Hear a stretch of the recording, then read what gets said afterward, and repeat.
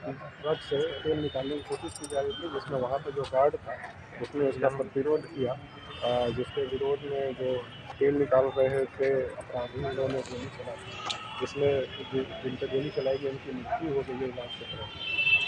हम लोगों ने उसकी गिरफ्तारी के लिए एक SIT की टीम बनाई है और लगातार छापेमारी कर रहे हैं। कुछ क्लू हमें मिला है, जल्दी हम लोग जो अपराधी है उसको गिरफ्तार करेंगे। सर, इस 26 जनवरी को लेकर के जो है सीमा सुरक्षा पर क्या जो सभी जो सीमा के थाना है उनको अलर्ट किया गया है स्पेशल पेट्रोलिंग के लिए। उसके अलावा पूरे बॉर्डर एरिया में SSB है जिनको बॉर्डर की गार्डिंग करनी है, उनको भी अलर्ट किया गया है। वो भी लगातार रात में पेट्रोलिंग और दिन में पेट्रोलिंग कर रहे हैं। तो सारी, और इसके अलावा सारे वरीय पदाधिकारी को हम लोगों ने निर्देशित किया हुआ है कि स्पेशल ड्राइव कर करके और जो भी खास करके लॉज है, होटल है, उनमें भी सारी चेकिंग करने की ये सारी व्यवस्था की है।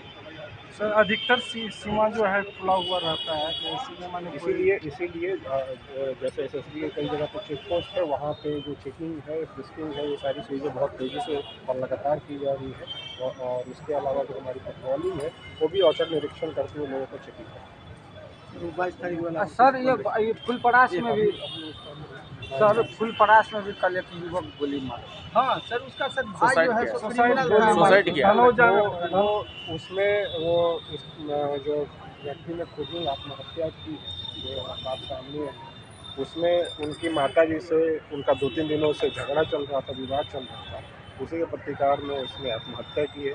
हमारे SDPO वहाँ के और SHO तुरंत घटनास्थल पर पहुँचे थे। FSL की टीम भी बुलाई गई है और वहाँ की जाँच कर रही है, जो भी उचित कार्रवाई हम लोग करेंगे।